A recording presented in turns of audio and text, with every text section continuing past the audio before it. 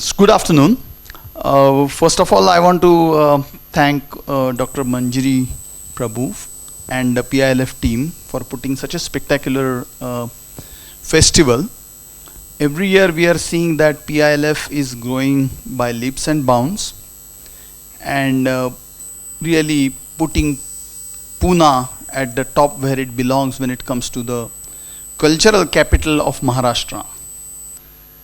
If we continue on this path, I am sure days are not very far when PILF will have the same repute in the literary world as what Savai Gandharva has in the music world. That's how they will probably prosper, and we will look forward to doing that. The topic that is for the discussion is struggles, strengths and future is a very contemporary and appropriate topic, particularly given the VUCA environment that we are living in. Just when we were coming out of pandemic, hopefully, we had this prolonged war going on in Europe.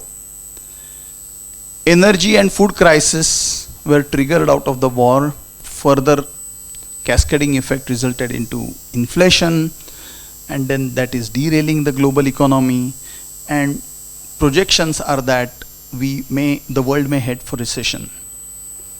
While the world economy is on weak wicket, Indian economy continues to hold strong ground. It's easily the bright spot in G20 nations.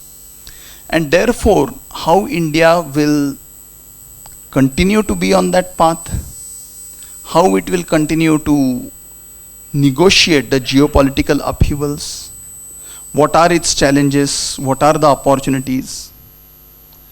Only 15th of November, the world population breached 8 billion mark. And if the reports are to be believed, in 2023, that is coming year, we will be the most populous nation. And not only that, we will have the youngest working population of about 29-year-old.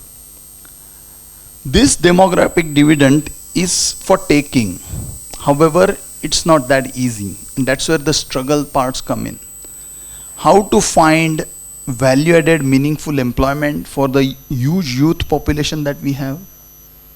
How will India continue to lead the world economy the way we are seeing they do right now? How the cross-border terror will pan out? How will the environmental challenges, sustainable climate actions, redefine the business landscape, are just some of the challenges that we'll have to negotiate. But one thing for sure, and that nobody has doubt in mind, that India on its way to become a superpower, as the Honorable Prime Minister has stated, that India has a dream to be energy self-sufficient nation and also a developed economy by year 2047. So, for many of us here joining in the auditorium and also online, there are several questions. What then are the struggles? What are the strengths? How do we put those strengths to the use to be able to derive the value out of it? And obviously, what the future holds.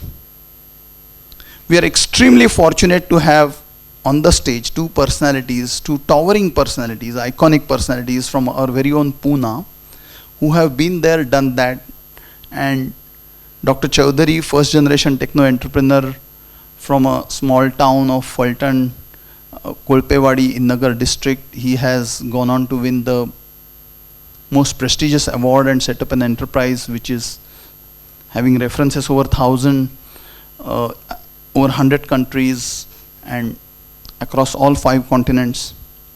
And here is Dr. Naushad Forbes, clearly the face of Indian industry globally. Think tank par excellence when it comes to complex matters on policy, complex matters on institutional freedom, when it comes to leveraging country strengths. He has been very active. He headed CII panel as well. So who better than the gentleman can give us some enriching guidance that we can go back and probably use to dovetail our career strategies, our business strategies, and even as citizen, we would be very curious to know how the India outlook is going forward. So Dr. Chaudhary, if I may start with you.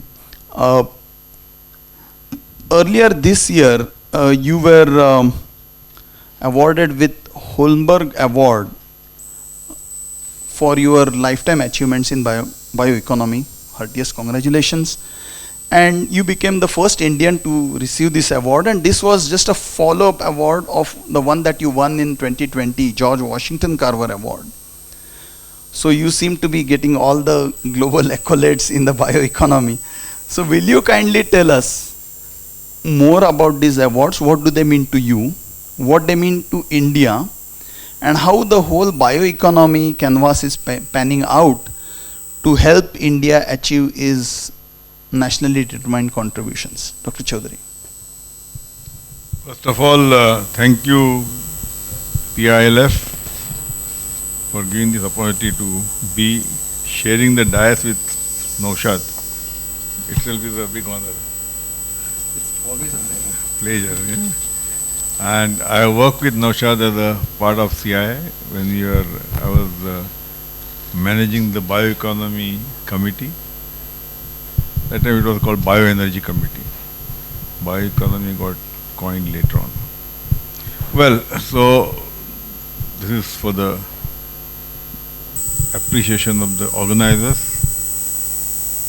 I'm sure there are more people on the online than in the audience, but I'm sure they'll be definitely listening to what's happening here. I remember once upon a time, myself and Naushad were just exchanging notes that we went from colleges to colleges. I remember persuading the students of engineering colleges that IT is not everything. That time the rush was going only for IT, and there were not many people were there for the manufacturing, designing, because we feel that the designing is suffering, especially in the city like Pune, and it has been the strength of the country, strength of the city. So we tried our bit to convince and persuade the students if they can really work in the industry and not only go to IT. Sometimes you feel surprised that so much qualified people, they go just join the information technology. Well, that's for the beginning. Now coming to your specific question of this Holmberg Award. Yes. Holmberg Award is the award in recognition of the services for renewable energy, bioeconomy, all related things. And it goes to prove that India is being recognized in the foreign platforms, especially the USA, which has done a lot of work in this area. They are recognizing India for the strength which has been shown by the current government and the roadmap they have drawn, they have declared. To cite few things, they declare that they would like to go for 20% blending of ethanol in petrol by 2025. A massive task. Even USA is not nowhere near that. And that is something which makes them really look at the situation, what is making India click so much. There are so many other policies of Indian government which are helping biomass to ethanol, second generation ethanol. And luckily, this being a niche area, Praj my company took very major strides and established the reference. And that was getting recognized across the 7 seas by these people that yes, this country and the company are capable of doing something innovative and which is the need of the hour. So I am happy that it was recognized in the global context. I don't know whether I should take some more time to just dwell on the purpose of this innovation which we have been doing. It is to take care of the climate action, as a part of the climate action, part of replacing oil imports, partly giving impetus to the rural economy. So all in one, all objectives are getting addressed, and that is what is, I think, is very amazing with respect to this biofuel, bioenergy. And that is where We are trying to do a bit of our work. We definitely feel we are leader in this space, more than 70%, 25% of the business. And some areas we have taken very daring steps to introduce new technology. So by and large, these are the reasons perhaps they consider fit Sure. to give me this kind of recognition. And George Washington Carver was 2 years back, or 2 years back, who was the pioneer of industrial biotech. Yes. Industrial biotechnology is a new subject which he actually started, in which your biochemicals, biofuels, everything comes from the plant-based material. And that's where he did a pioneering work. So these are the two awards came in our way, was actually the recognition of Indian strength more than me, myself, my company, or also the country's strength. And people have started looking seriously. Bioeconomy meets almost 12 of the 17 SDGs. That's one of the major, very important aspect. And that is also being respected. That yes, this is a good thing for the point of view of taking care of SDGs. So I think I said enough just now for so if I understand you correctly, all this decarbonization, low carbon fuels contribute to India's fulfillment of nationally determined contributions at sustainable climate action. All right, thank you. Naushad, can I come to you? I had opportunity to read this book, The Struggles, the Promise, and Restoring Potential of India. And I think even the name is so catchy that I think even our session is inspired by this name. Already doing rounds as one of the best sellers. So many eminent personalities like Manmohan Singh ji, Raghuraman Rajan. In fact, from all spheres of life, people are welcoming the book. I have also heard you speak at the Jaipur festival about the book. So it's being received extremely positively. Without giving away too much in a limited time, would you like to tell us what was the genesis of writing this book and when you started penning it down? Because I have read through and it's exhaustive research that has gone into it. So, and probably some highlights about the book. Sure.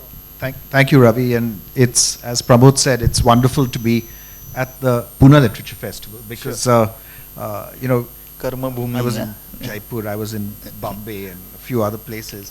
And it's good that we have a literature festival in our own city. Sure. It's indeed entirely consistent with I think the role that we've played as a city in our country's history. So the book came out of three things. It came out of a pretty long-term conviction of our potential as a country. I mean, growing up as a child, working. When I started work, as I got more involved in the CII and other institutions, I just had this growing conviction of our potential. And I was always inspired by our potential, and I was always frustrated by our ability to not capture that potential at the same time sometimes. Second, coming off a year as president of CII, when you're president of CI, you go around and you meet lots of people. Sure. You meet lots of people in the union government. You meet lots of people in state governments, in international governments, delegations, and so on. And it only reinforced that conviction of potential, because the people I met were committed. The people I met really wanted to do the best they possibly could, whether they were ministers, senior bureaucrats, whatever. And I also saw the other side of it. I was impressed by that commitment, by that hard work. I was depressed by a real interest in optics, sometimes over content, a real interest in, in coming to a program and speaking extempore without preparation. When I would look at, if you go to a program with ministers from Singapore, for example, they will be incredibly well prepared. Everything worked out, all the data put together. Usually the data is more current than our own on India. So it's impressive, right? Absolutely. And we that's not how we operate. So I came off that year really with this not only conviction of our potential, but I came out of that year with the conviction that we could actually play a part as a country in leading the world. That we actually had so much potential that if we simply played to our strengths, we could lead the world.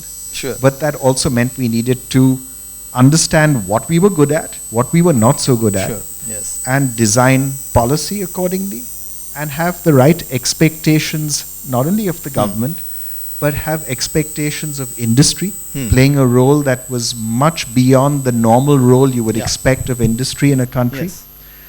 And having an expectation of NGOs Yes. that goes much beyond the role that you normally expect of NGOs. Yeah. So, if you like, where I come out in the book is, if you expect the government to solve problems Yes. in India, I think we're on the wrong track.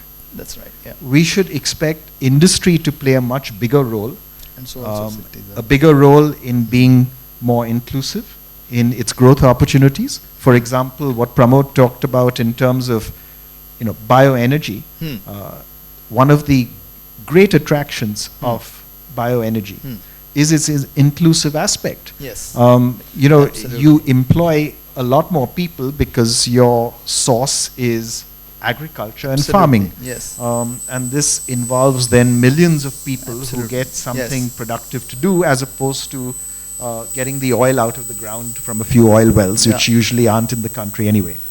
Yeah. So we can be much more inclusive. In industry, we need to be much more international. International. Yes. I think Pramod's company is a great example of that. We've been trying to learn from it. And it's to establish a reputation and to invest and do business around the world and build Yes. brands around the world. Yes. To be much more innovative. Yeah. By really trying to do a better job investing in R&D, not only improving your processes, but improving the products that we provide our customers, and see our customers as Right. being the world market. Yes. So those three I's, inclusive, international, innovative, Innovative. and supplemented by a fourth I, which is to be more independent, Independent. right? Yes, that's correct. Too Yes, often, very I think, if you look at industry in China follows the government's lead.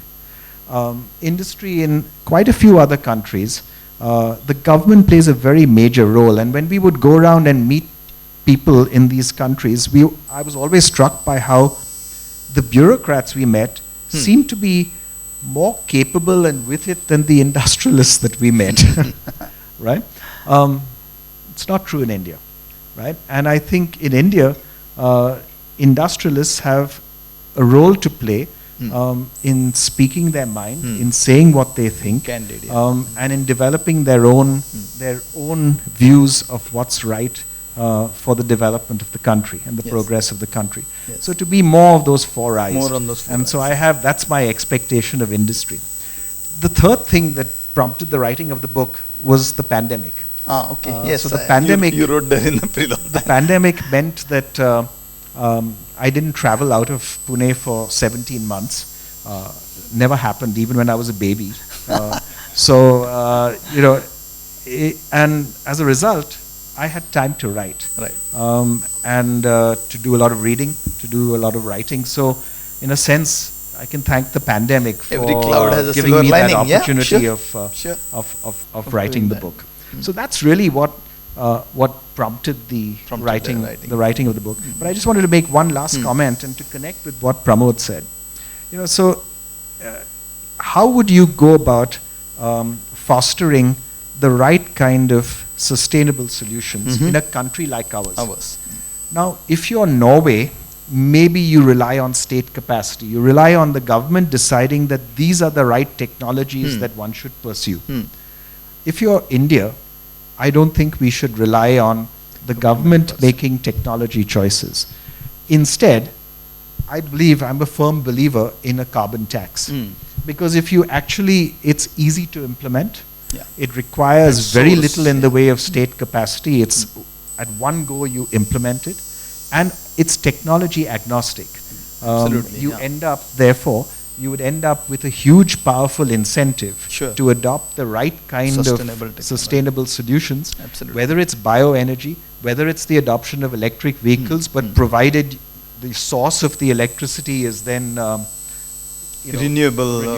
and you know, if you're using coal to produce electricity and then you run an electric vehicle, where is the sustainability? I can't figure it out. Absolutely. If you use coal to produce electricity and then you produce hydrogen from is an it electrolysis sustainable? process, where is the sustainability? I can't figure that out. Sure. So you know, I think it's only where you use a carbon tax as a way of actually pushing the economy broadly in the right sustainable direction.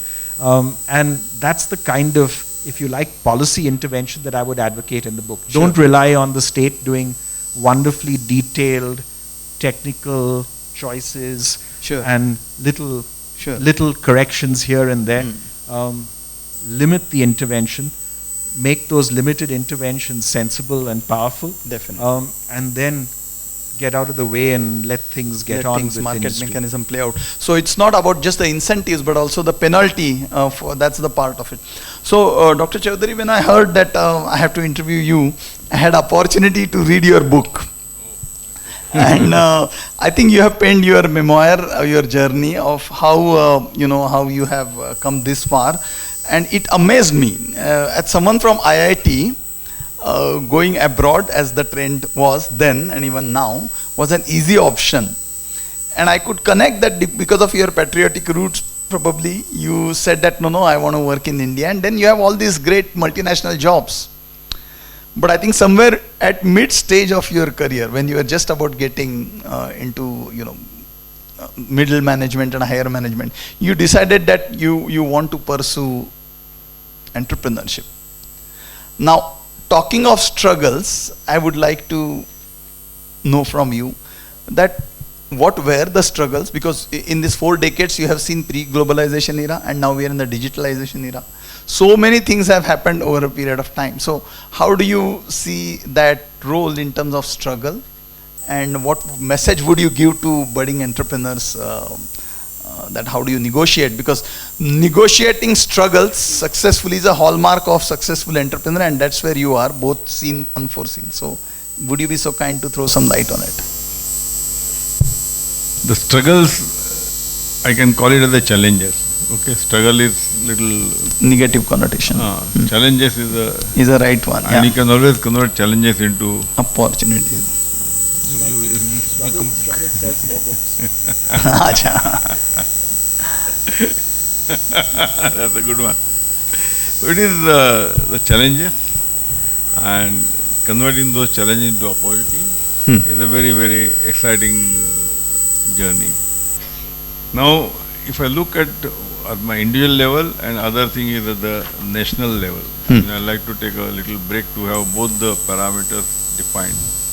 The challenges in front of the countries are the 3 S: scarcity, scalability, and sustainability kind of thing. Yeah. Whereas at the individual level, I started my industry during license Raj Exactly. in 83. So there was a fearful animal sitting in corridors was DGTD. Director General of Foreign Trade. Yeah. No, technical Technical development. development. Not foreign, nothing was foreign. Technical development. DGTD. TD, yeah. And they used to control all the capacities and all the permissions and all those things. Yeah. But till then it was 83, it was very much there. And those were the real babus calling the shots. So that is the real challenge or the struggle. Then obviously there was a question of money. Getting, where do we get a capital and all that. That's right, yeah. So all this silver lining was a person like Narayan Vaghul, ICICI chairman. He believed in entrepreneurship, he believed in new entrepreneurs coming with venture capital. He was the first person to launch venture capital. Now it is very common today, but in 80s, mid-80s, venture capital was a new concept. Now I got a venture capital in the form of conditional loan, but then because it was a conditional loan, the banker was RBI nominee. He said, no, this is loan. So you cannot go to the... Okay. It will not go the above line. It will be below the line. Below the line. So that it becomes your debt equity ratio is poor. Poor. So like that, every now and then, Hmm. this bureaucracy was really making. So they were creating a lot of challenges. Challenges. And the main time was going into struggle to solve those challenges. Hmm. At the same time, there were a lot of opportunities were coming. Hmm. Like this was the bioenergy was a ignored subject, Hmm. neglected subject. Yeah. I come from a rural background, so it was a good opportunity for me to work on this. So like that, there are both struggles, challenges, opportunities. I think I'll stop here, but there are many such examples are there. They are mentioned in this book. I learned a lot out of this, and maybe that helped me to have a successful journey thereafter. But sir, quick on the top of your mind, 2-3 major learnings from those challenges that perhaps the audience can. They are connected with, as I say that, okay, license Raj was always there, but he could not change the system. But money matters, yes. When you have a money, bankers run after you. If you don't have money, they ignore you. I mean, this is the irony of this thing. So not to depend on them was a major. Very strong this thing. Sure. So I mentioned in the book, cash is king. I learned Cash that. is king. Oh, yeah. Then the other thing was in the area of marketing. You can't depend on one region for your entire all the eggs in the basket. You have to spread out. Spread out. And those various ANSOP models are typical example. He is a professor of management, so I have to be careful.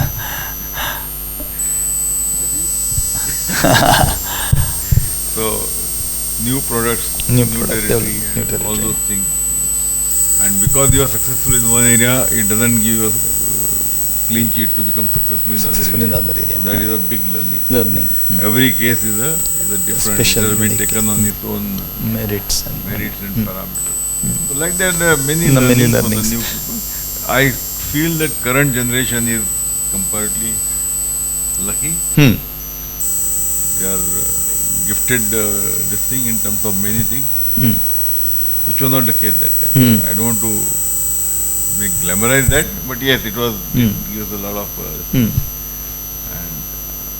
I remember when I started my entrepreneurial career, I had to literally keep my car in the garage and I started moving with the Shavandam and a motorcycle. So that was what was required. What was required.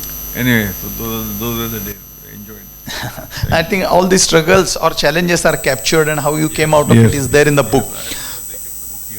I think they have. The book is also outside, available for people who are interested. But I wanted to comment on something that Pramod said. I think the point about that, if the great bulk of the country was born today after liberalization, after 1991. That's correct. Yes. Yeah. So if you take the proportion, over half of India, right? Today, over half of our population was born after 1991, right? Which says then that, when we talk about the license Raj, when we talk about the difficulty of doing business and the frustrations that we had, it's an alien concept. And it's important to remember, because it's very important to not move back in that direction, because it doesn't happen all at once. It happens step by step. Step by step, So let me give you an example of something that's going on just now that I've been hearing about, which is bothering me, which is that, over the last 30 years, all governments, including the present one, has moved very substantially in reducing the involvement of the government in the public educational institutions. So, for example, IIM boards, IIT boards, etc., NID boards, they had industrialists or other professionals be the chairs, be a significant part of the boards, and there was always a government representative or two on the board. For some reason, in the last 6 months, there seems to be a move in the opposite direction. And I can't understand why. And it's not being talked about, and it should be talked about, because it's very dangerous. Very dangerous. And there's a move to that when board terms finish, new boards are not being appointed, or the new board consists entirely of bureaucrats instead of having anyone from outside of the government. and that's not a healthy sign. So past learnings are probably I not think we're captured. forgetting. I think we're forgetting what we went through, and it would be to our own peril if we forget that. So Naushad, talking about struggles or challenges, Prime Minister in yesterday's editorial or after assuming the presidency of G20 said that climate change, pandemic and global terror are the three major challenges, and he also gave a Vasudhaiva Kutumbakam theme for our presidency term. So do you think that these challenges are negotiable and we have a solution for it, or that we will continue? Because in your book you also say that the frustrating part is things are not moving. Is the policy paralysis or rolling back of reforms? No, I don't think actually that, my view of reforms is actually quite positive for us as a country, in that I believe that the direction has generally been only positive. It's not systematic. Why something moves ahead when it does is not predetermined. We're not in that sense either China or Singapore, where it's all organized and planned. But we move forward, right? And for reforms to happen in our country, three stars need to line up. Right. You need to have a committed minister. You need to have a practical and informed bureaucrat as the secretary of that department. And you need to have all the preparation done so that you have clarity on what needs to be done. Correct. If those three things come together, then suddenly the reform happens. So Fantastic. Yeah. what I used to always argue in CI is that our job was to ensure that we had our homework done and the reforms were done and the detail worked out. So if those two things came into line and you had the right secretary and the right minister, then things would move. Things will fly. So it shouldn't be that now you got the right secretary, now you got the right minister, now you start the work and start getting things ready. You have things ready. It may not move, but then when the stars line up, the other two stars, it moves. But there are successful examples There of are that. there are successful. any number of examples, and this is a completely apolitical comment. It runs across all governments. Regimes, It runs across NDA, UPA, all Yeah. governments. Very interesting. Sir, moving forward, we come to the strength part, and you have seen the energy landscape evolve, and now there is a big talk of energy transition.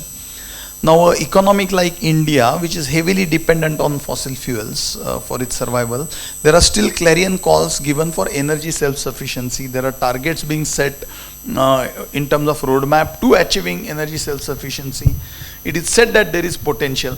What then are our strengths, and how we will achieve that energy self-sufficiency, which will also trigger developed nation status? See, some of them are God's gift. Sunshine is the biggest gift. Absolutely. Which is not very common everywhere. Absolutely. Yeah. Okay. Land is there many places. Yes. So, but this is something which is important. So whether it is solar, whether it is photosynthesis and the plant are grown, it is a very important thing. And then also the whole nature cycle of getting the rains and all that. The other aspect is the man-made aspect is there are a tremendous amount of innovative minds are around. Our people, I always believe that educated and innovative. Education gives rise to innovation. And the third, of course, element is now catching up with entrepreneurship. Entrepreneurship, yes. So that the depending on the job requirement is shifting. Like employees are becoming employers. That is a very happy situation. Correct. So that you find more and more entrepreneurs. I mean, just now we met some girl here. She is passing out of the Flame College. She wants to do something to do with the drones. I think very heartening to learn about this kind of young generation, young minds, and they're the most creative minds compared to our age group or whatever it is. And I think that's a very healthy sign. Healthy sign. This will lead to success. I'm a strong believer of that. And even IT also, somehow it has not happened, but I think new products have not taken shape. We have done services have kept us happy, which is educated labor. Yeah. But I hope that one day even that will also change. That you will get good creative minds into introduce the products. But that innovative mind is a very plus point. Very and positive it will side. definitely. The third part is which Dr. Mashelkar always say is that frugal engineering, which is a cost-effective developments, and those are the areas which, after China's little bit of anger about China, has created new opportunities Sure. for that kind China of plus one. potential.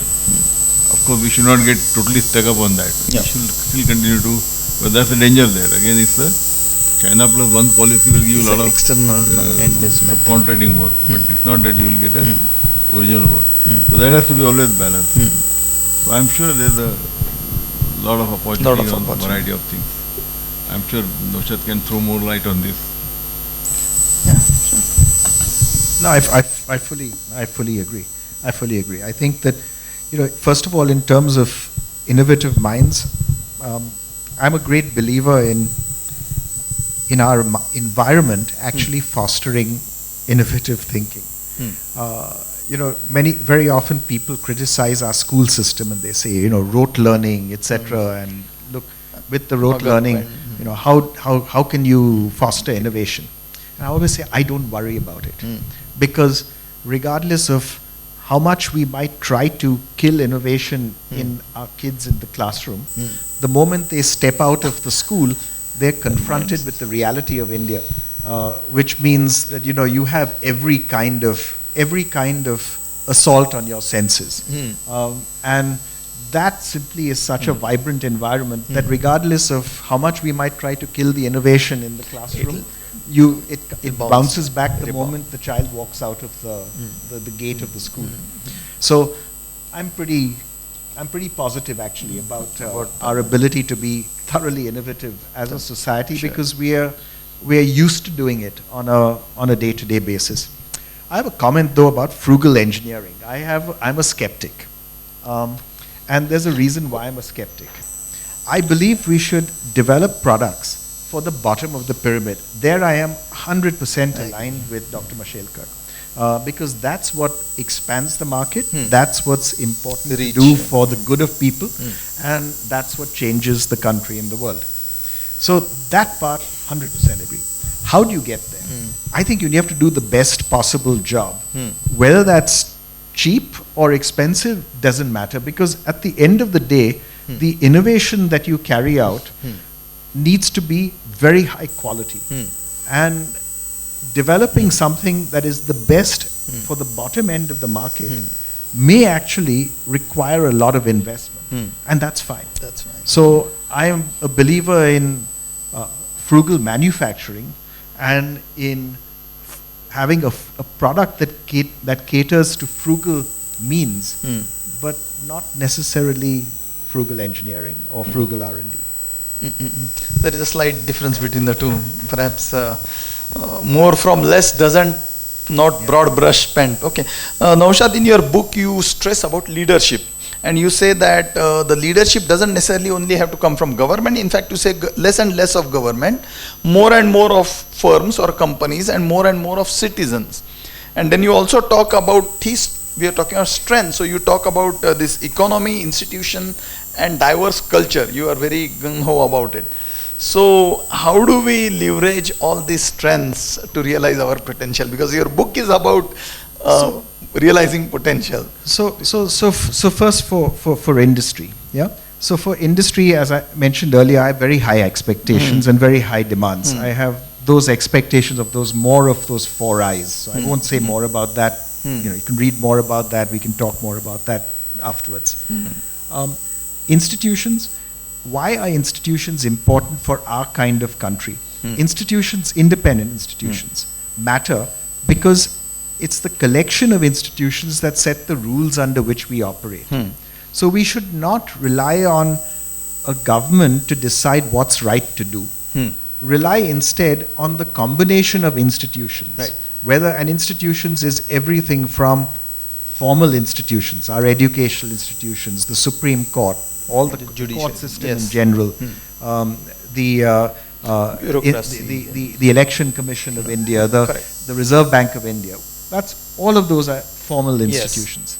institutions are also the laws under which we operate, and institutions are also the norms by which things get done.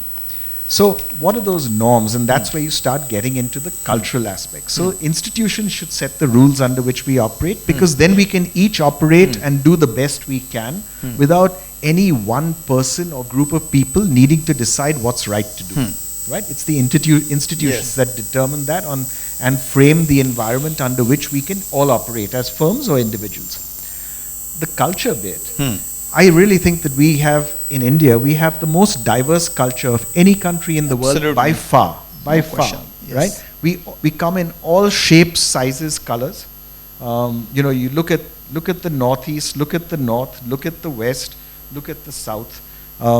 We have the multiplicity of languages, multiplicity of faiths, multiplicity of cuisines, multiplicity of dress, multiplicity of dance styles. I mean, multiplicity of crafts, of architecture.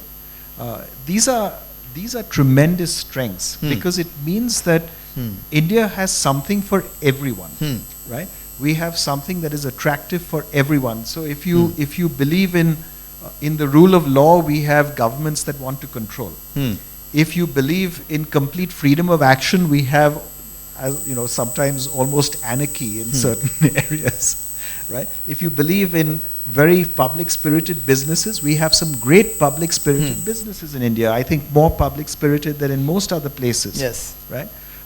If you believe in opportunities, you see fortunes being made by people who come from very humble backgrounds. Right? So we have something to offer everyone, and we should draw on that diversity to really, as a great strength that's available to all.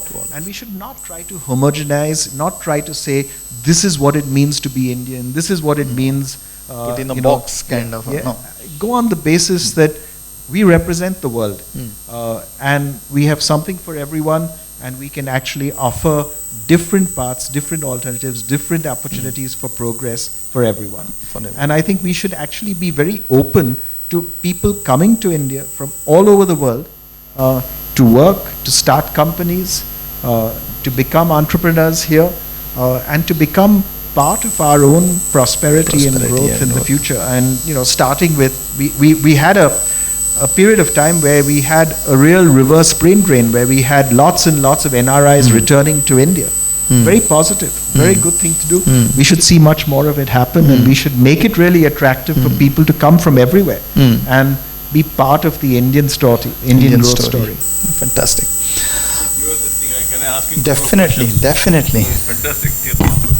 Sir, what are your views? Did you ever call me? in this chair, yeah. No, then two things. What are the threats for India? If you can throw some, there's no mention of threats anywhere. Yeah. And secondly, is growing population, is it a boon or a curse? So let me start with the second question first. I think our growing Incidentally, you're not married, so okay, I'm not helping the growing population. I don't agree with you. I think our growing population is actually a great strength, right? There's a provided that follows that, which is that we have indeed a huge demographic dividend. We have a very young population, as Ravi mentioned earlier on. One of the youngest in the world.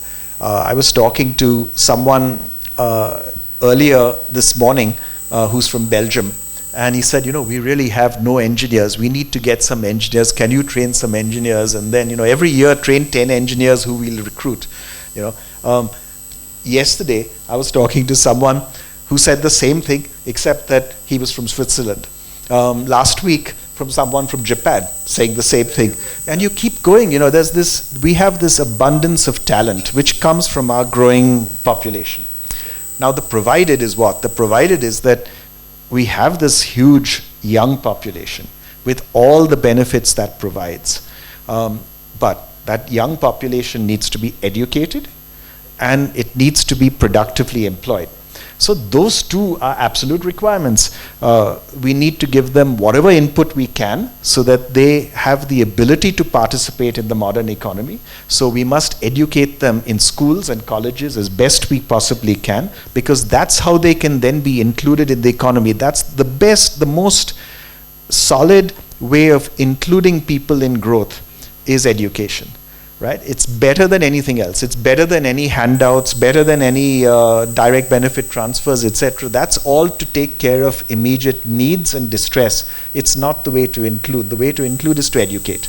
Right? So that's the first. But you studied the education system is such a big challenge on the village side. It is, but you know,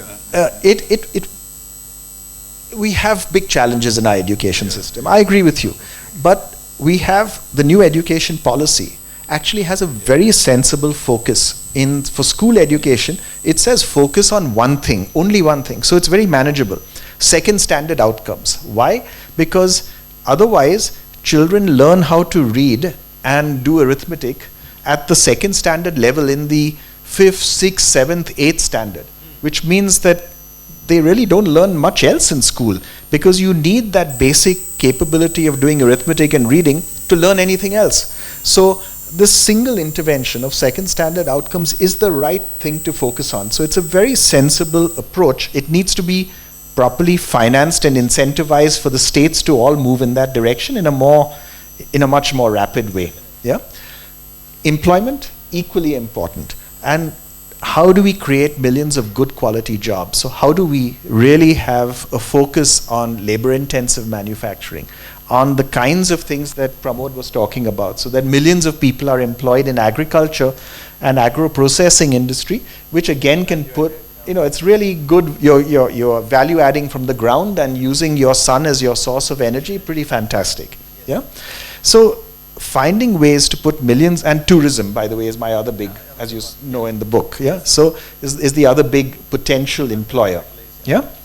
So these are the ways in which we can put millions of people to work in good productive jobs, and if we can, then our demographic dividend, our young growing population, will only be a strength. And not only will it be a strength for India, it will be a strength for the world. It enables us to lead the world, actually. So those are the two things we have to do. Okay. Now the struggle bit, yeah, the threat. So the one thing that keeps me awake in the, if you like, in the night, what I worry about, I worry about our current majoritarian impulses. And the reason I worry about that is because it has the potential to derail our progress. Why? Because look at it this way. We have 1.4 billion people.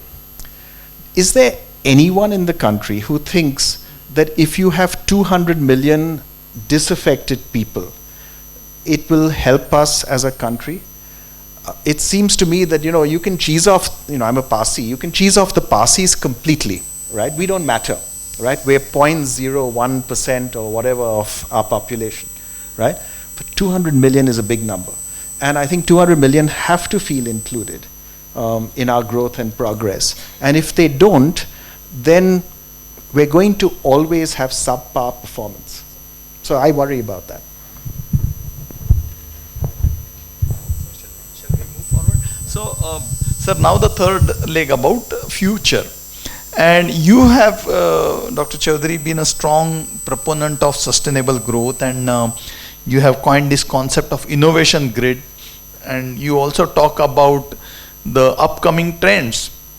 I think you have even written paper on Industry 5.0. So would you like to tell us what are those top 2-3 big trends that we will see going forward that will help us inch towards that elusive goal of developing developed economy?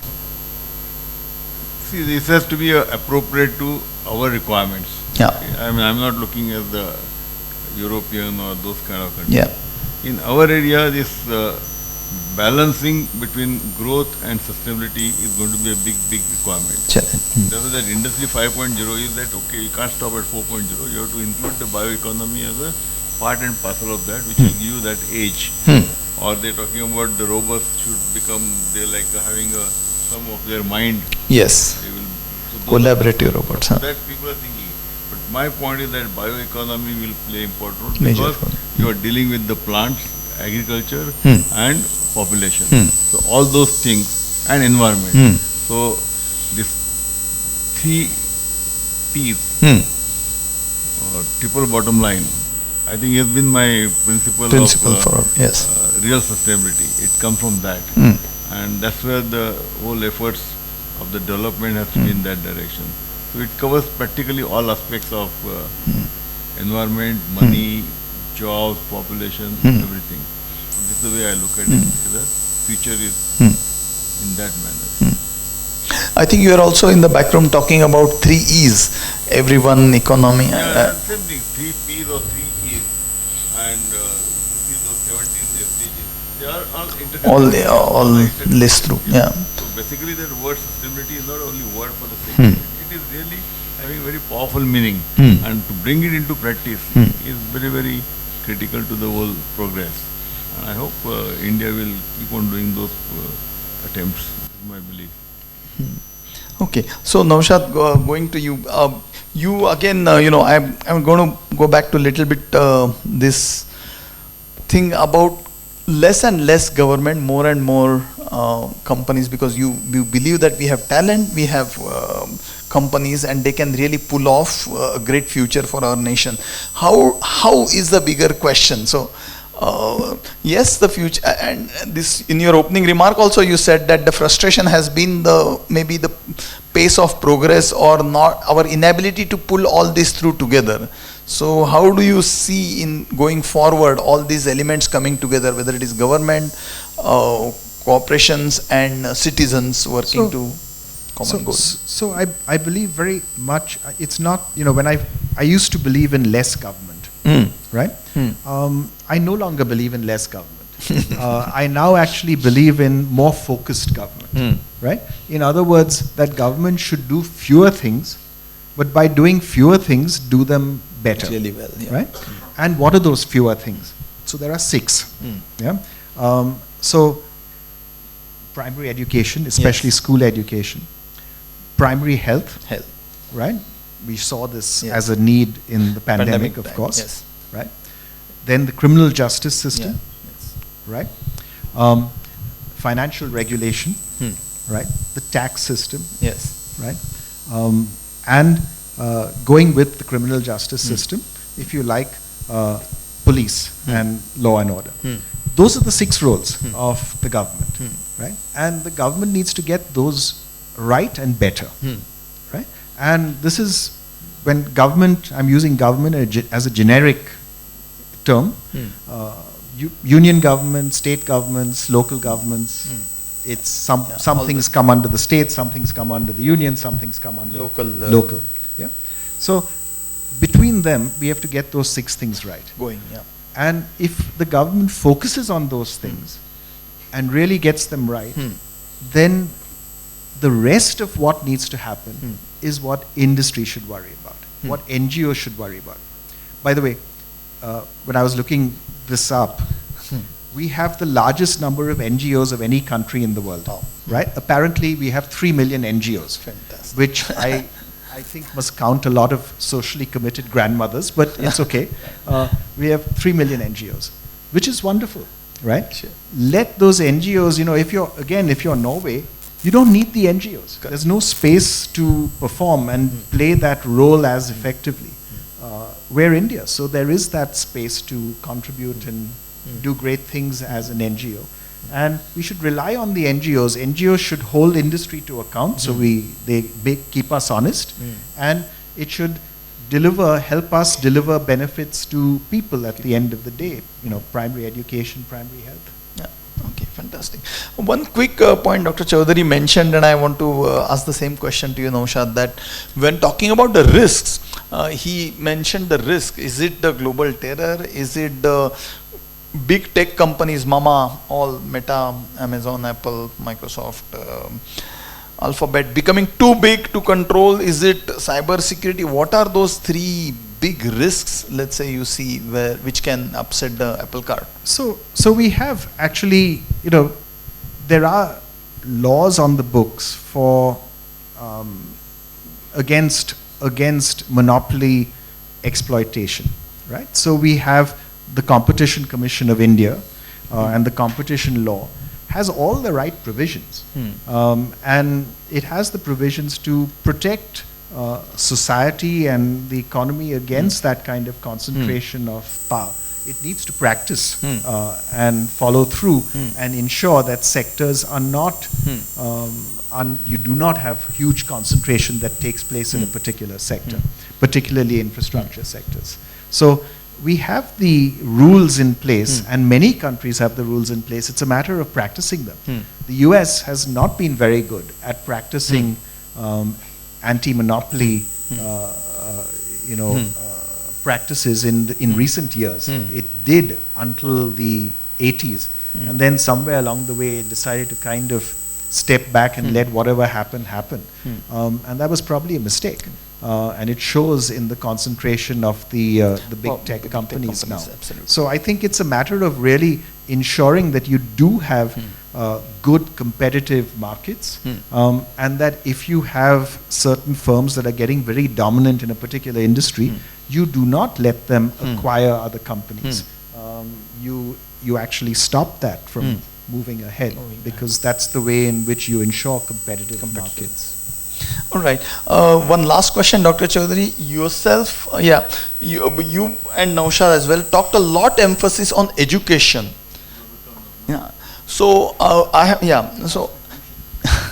So I think you are trying some different experiments at IIT, whether it is innovation chair, whether it is continued education, or whether it is education for the teachers training.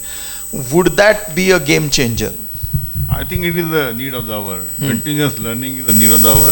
It's also applicable to not only the students but also to the teachers. And both the two activities we have started, this one is for alumni continuous learning. Continuous education for alumni. We have a new center we have launched there. And secondly, Center for Learning and Teaching. So this is also the concept which is becoming very important. There are not many colleges are practicing that in India. Overseas it is common. I think Stanford is having some program in that direction. So I think this is to be... so under that center, the professors sharpen and keep ahead of the curve. What could be the way of new teaching, what is the new way of learning, and then to match with those kind of things. So I think it's a very important thing. That is a part of the education, higher education. Of that kind. I think that's the way I am trying to support IIT. Same thing for the alumni. So you can't be keeping them changing needs. Fantastic. Okay, I know. Such a vast topic, we could have gone on and on but all good things have to come to an end. Thank you, Dr. Chaudhary. Thank you, Naushad, for such insightful.